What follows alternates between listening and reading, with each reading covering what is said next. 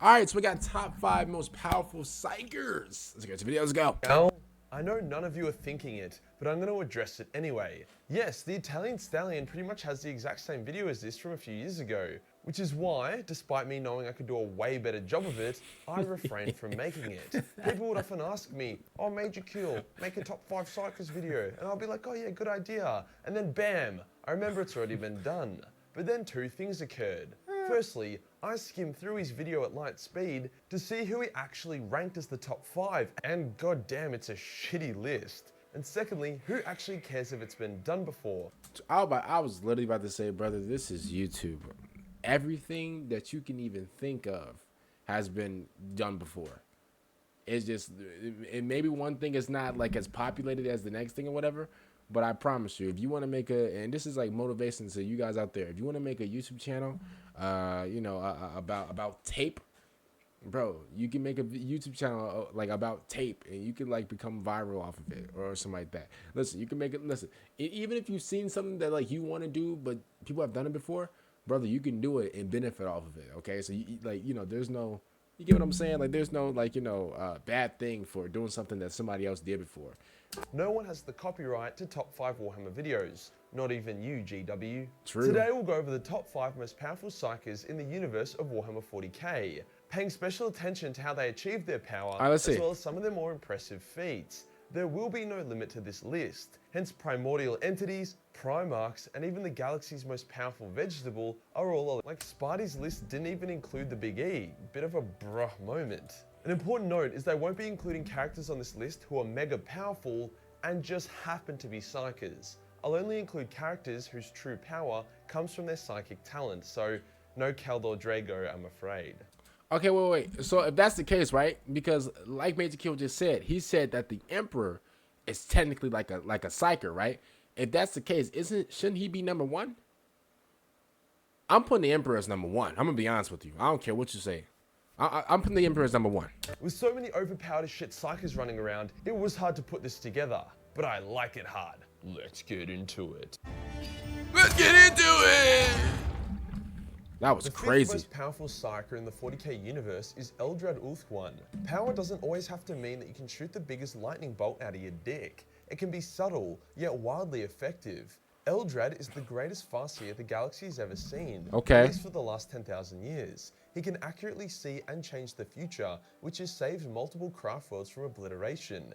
His foresight is so good that he was able to charge at Abaddon and beat him in a melee fight, as he was able to see every outcome of the fight, and was able to choose the one that would result in his victory. Wait, yo, wasn't there, I heard about, because I forgot the actual character's name, but wasn't there like a Primarch that went up against a Psyker or something like that? And then but the Psyker could like see the future and stuff, and they still lost? Who was that? Does anybody know that battle or whatever, bro? Bro, there was a Psyker that knew like the outcomes and everything like that, and they still lost.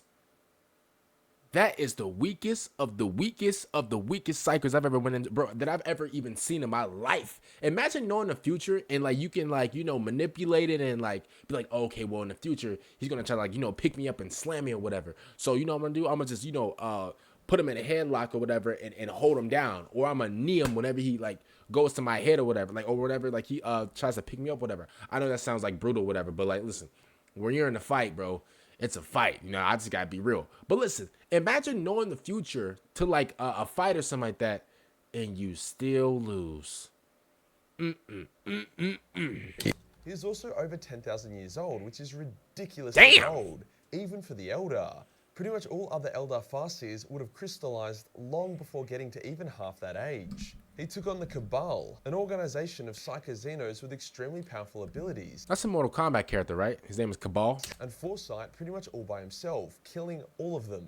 He isn't some bitch-ass wizard that sits back. Eldrad puts Leroy Jenkins to shame with the amount of times he just charges into melee combat against opponents who look as if they could wipe him out with a single strike. Keepers of Secrets, Abaddon, Titans, Catan Shards, they've all been brought low by Space Elf Hugo Weaving.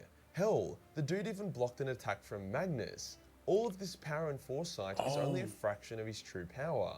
Wait, Magnus, he's a, Magnus, he's like a, is he Magnus from like the Warp or something like that? Bro, I heard so much about Magnus, but I forgot it at the same time. I know who Magnus is. Is he a psych? No, I don't think he's a psyker. I heard about Magnus so much though. He got the little Uzi little diamond thing. It's just, except for his is actually blue. I'm gonna be honest with you. He's actually kind of I don't know. He's actually kind of drippy a little bit. I mean, it look like he hasn't gotten sleep since like 42 BC. But like, I'm gonna be honest with you, he actually he's pretty drippy. I'll admit that. I'll give it to him. Due to the Eldar performing coke-fueled galactic gang sodomy, Coke Slaanesh was born and laid claim to the souls of all Eldar.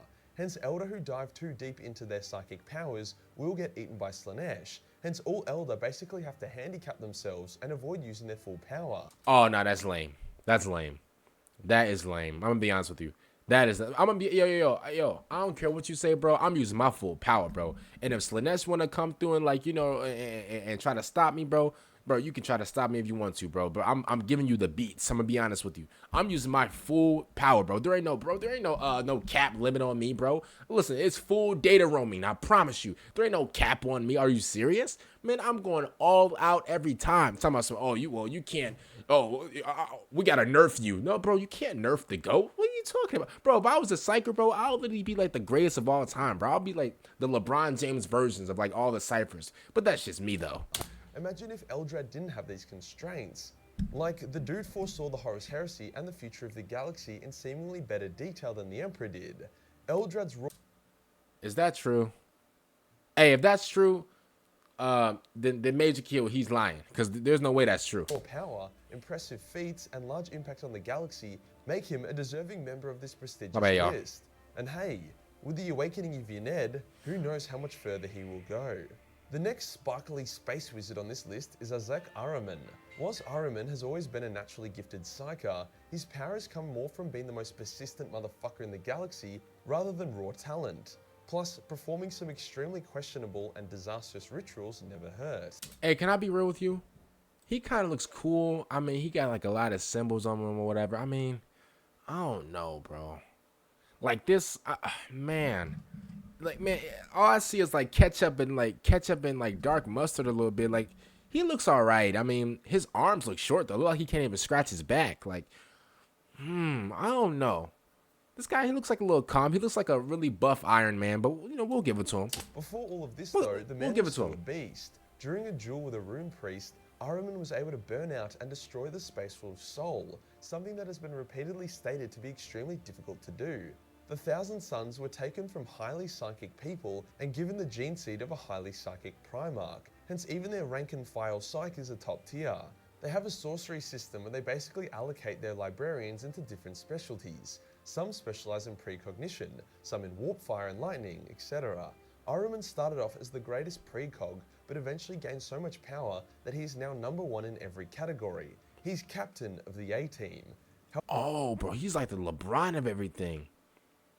This guy right here, I mean, I'm gonna be honest with you, man. He got a bunch of like bathroom pipes on his back. But if I'm being honest with you, I mean, he looks kind of comp. Like, he got the thunder just going on right here. This mask looks a little ugly to me, but it's fine. I like the blue color on him. Okay.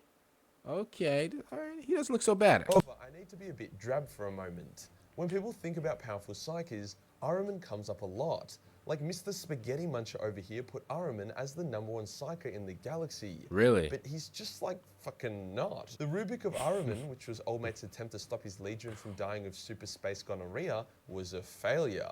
It turned most of the Thousand Sons into dusty robots. For 10,000 years, Ahriman has been trying to undo the spell without success. But then your brain just casually does it in front of Ahriman to prove a point, and she's not even really a psyker. You damn rookie. That's what you get. You thought you was good, but you wasn't. I'm gonna be honest with you. I don't think that the Salamanders got a psyker or nothing like that. But to be honest with you, bro, I think I could become the Salamanders' first psyker. You guys think so? I think so. I think I can do it. Ahriman has also been attempting to access the Black Library, which is a hidden Eldar craft world, so that he can learn its secrets, and whilst he gave it a good shot, he was knocked on his ass by the Eldar and was only spared because the Eldar had bigger things to worry about. Ahriman is constantly trying to free his own fate and destiny from Tzeentch's control, but all that does is make Tzeentch laugh. Like, Man, he got a Like he had a receipt. This is like he had a long grocery list of a receipt just hanging to him. Tzeentch finds Ahriman's attempts at freeing his own destiny highly entertaining, which is why he allows Ahriman to continue living. Ahriman has also got his ass handed to him by a shard of Magnus, so whilst Ahriman is incredibly smart, powerful, and experienced, he isn't even close to being the strongest Psyker in the galaxy. Nah, he's not. This next entry might seem a bit controversial, as up until recently, Ahriman was widely considered to be more powerful than Mephiston. However, with recent lore basically making Mephiston retardedly OP and giving him some of the most insane feats of power I've ever seen in Warhammer, along with recent lore also showing Ahriman getting knocked on his ass a few times, it's safe to say Mephiston is now ahead in the game. Mephiston gained immense psychic power initially through becoming the only Blood Angel to ever overcome the Black Rage. Wait, he became the Black Rage? Yo, I heard that, man, that Black Rage hit like coke in the 80s. Oh. The Black Rage being an affliction that resides within all Blood Angels, that threatens to turn them into mindless PTSD-fueled berserkers at a moment's notice. It's generally considered that when a Blood Angel falls to the Black Rage, they are doomed to insanity. All of them, except Mephiston. After recovering from the Rage, the newly reborn Mephiston became the Lord of Death, and he gained some obscene psychic powers. Stuff ranging from flying with flaming psychic wings to bringing time to a complete standstill. Mephiston's power was further increased when he became the avatar of the Dark Angel god of Baal. It's a bit confusing, but the gist of it is if you were to combine Mephiston, the Sanguinor, and Dante into one body, you would have Sanguinius reborn. To prove my point even further, there's a scene where Mephiston is in a ship and he gets shot. He freezes time and walks around the doomed ship. He spots the pilot with his brains blown out by a bullet, and he considers undoing the damage and bringing the pilot back to life. But then he decides that he should let nature run its course, and he leaves the ship to its fate. I can't lie to you. That's hard. Hey, I can't lie to you. That's gangster. Bro, imagine you can stop time and everybody just, and you just walking along, you're like, okay. Ooh, tomato meat. Ooh, spaghettis. Just hamburger helper just all over the window. Oh man. And like you think about it, you're like, see, I can really reverse all this. You know, just have it all cleaned up. But if I'm being honest with you, he said, you know what, man, I'm gonna just let nature do what nature do best. Wow. I'm gonna be honest with you. That's something that I would do. Like if I can stop time as a psyker, that's something that I would do. Actually, no, that's something that I'm gonna do with the salamanders. Mephiston wins through sheer raw power and effort. Like let's say both psykers want to kill a titan. Mephiston would spawn flaming angel wings, fly up to the titan, and hit it with a fucking kamehameha while screaming incredibly loudly. Ahriman, on the other hand, would travel back in time, and he would witness the birth of the Titan's pilot. He would then supplant the pilot's father using illusions and warp spaghetti to raise the pilot as his own. Then when the Titan pilot became of age, Ahriman would fake his own death in front of his fake son, leaving the son with hectic daddy issues. Ahriman would then return to the present, and as the Titan prepares to fire on him, he reveals that he is the Titan's long-lost father. The Titan pilot would have an emotional breakdown as father and son would embrace. They would speak of many things, life, love. And he already know everything about you because he went back in time. I'm gonna be honest with you, bro. That's absolutely, bro, I can't even talk. That's absolutely diabolical. That's absolutely bro. That is diabolical. Imagine you're about to give the final shot on a guy that you hated for a long time. You're about to just deliver this right here. This ends it all. It's go time. And he just cries out, "But I am your father!"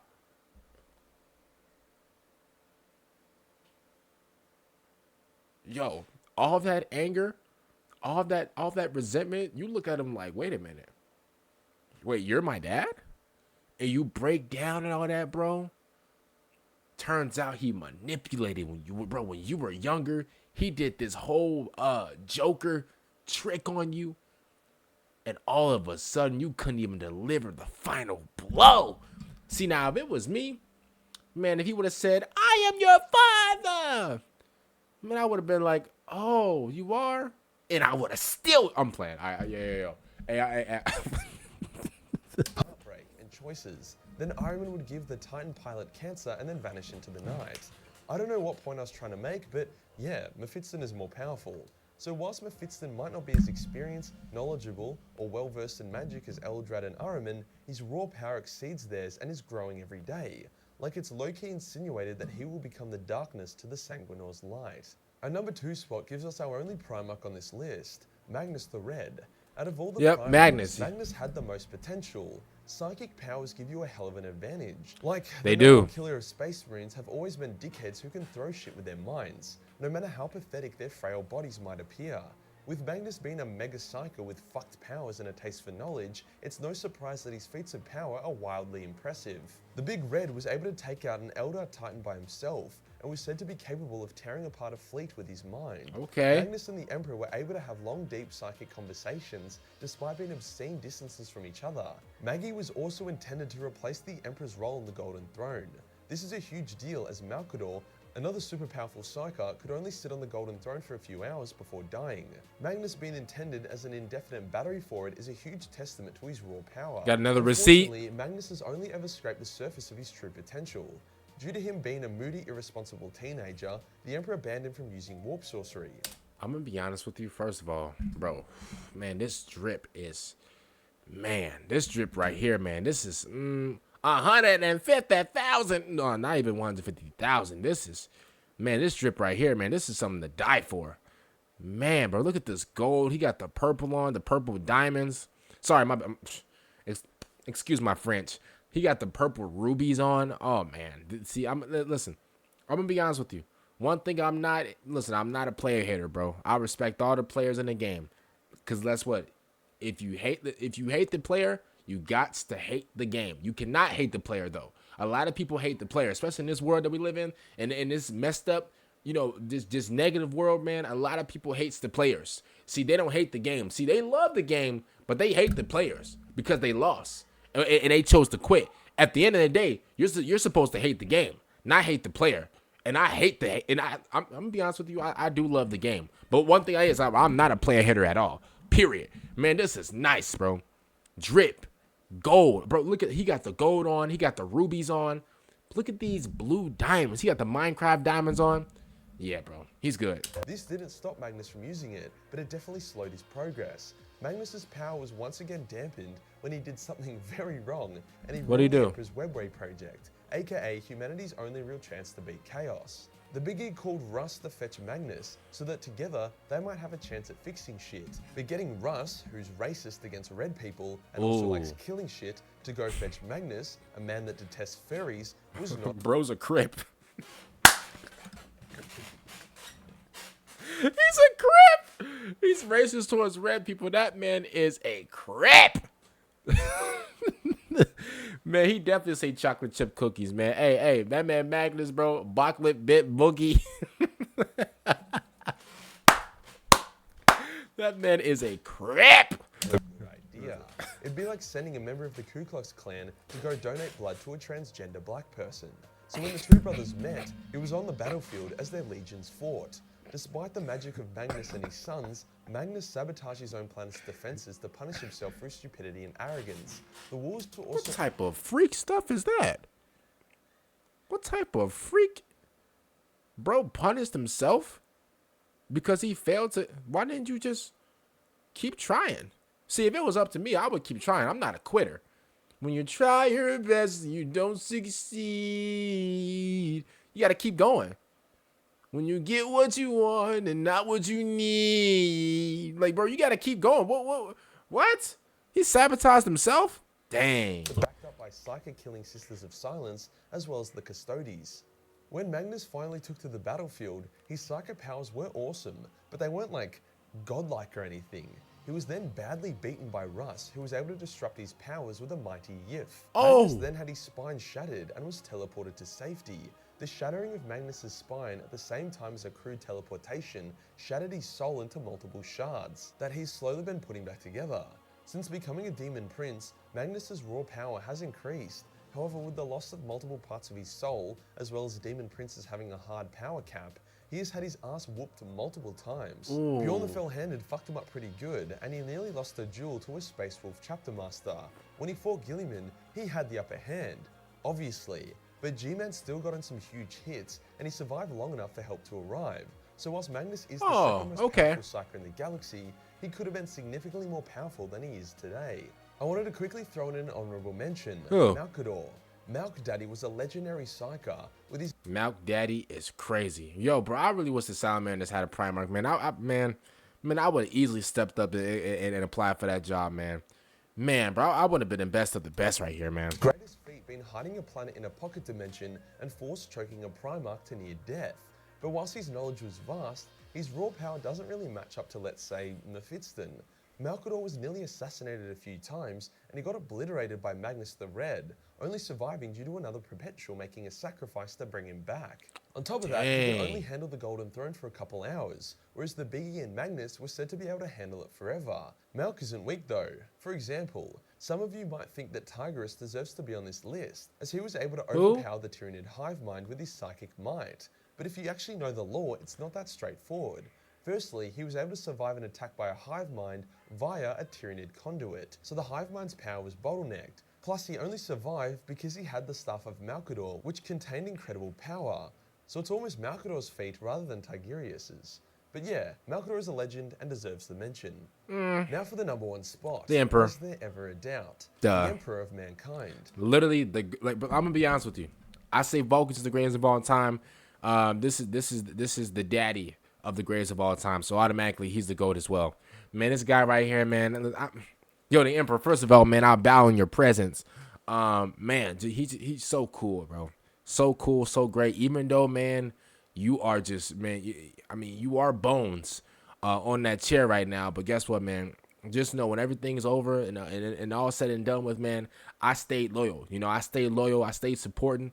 Listen, I ain't gonna sacrifice my, my life, for your 1,000 life, energy boost that you need every day, for your 1,000 life, vitamin B's and D's and stuff like that. Nah, I ain't gonna do that. But at the end of the day, listen, the Emperor, man, always supported you, man. Bow down to the Emperor and everything like that. Bro, you legit have the best armor in the entire Warhammer 40k universe. As a Warhammer new booty, man, the all gold is absolutely eye catching, bro. Every time a girl looks at your suit, looks like the armor, bro, she just imagines her whole life in front of her. And then she gets depressed because she can't have that life, because the Emperor, he's loyal, he's loyal to one woman, so she knows that she's not even capable of even like being next to you in your presence. That's how I feel all the time. Other than that, yeah, I just want to let you know that, I'm really, proud, so yeah. A lot of people know he's filthy powerful, but not many people know how he actually accumulated his power. Well, it was a combo of things. Firstly, the Emperor was a perpetual, which means he is immortal and incredibly difficult to kill. Yeah. Hence, he had all the time in the world to learn pretty much everything. Yeah, you can't kill him. He's the GOAT. GOAT. Canon also states that he was created via a bunch of highly psychic shamans performing mass suicide, merging their souls into one mega soul. So from the get-go, he was powerful, but nowhere near what he was like today. After thousands of years of hiding in the shadows, subtly nudging humanity along, the Emperor's knowledge of the warp and science was insane. He combined the two to create legendary armies to begin his galactic conquest. His foresight was also incredibly sharp, although not as sharp as Eldrad's, which helped direct him to even more power. Bro, man, look at this, bro. Look at this drip, like. He got the automatic car seats connected to him just in case, like, he's in his Lamborghini and it gets too fast, so he connects himself to the seat. Bro, he got the all types of diamond chains on. Man, I'll probably say his entire armor probably costs between what, 1.4 to 1.6 billion. The Emperor would go on to pull a fast one against the Warp Gods, hitting them with a devious lick, and empowering himself even further. With this power, the Emperor performed incredible feats, bashing the shit out of a mighty Void Dragon shard, psychically forcing Lorgar and his entire legion to kneel before him in shame, and summoning the ghost of Ferris as well as thousands of other Space Marines to help him in the War of the Webway. For most of the Great Crusade, the Emperor fought the greatest horrors the galaxy had to offer, leading his armies from the front line. All the while he was doing this, he was also powering the Astronomicon, which was ages away from him. When the Emperor sacrificed himself to end the Horus Heresy and give mankind a chance, his broken body was put into the Golden Throne. Now when most people get put onto life support... Man, look at this, man. Look at this. He got all types of extension cords connected to him, bro. Man, this is down bad, bro. This is down bad.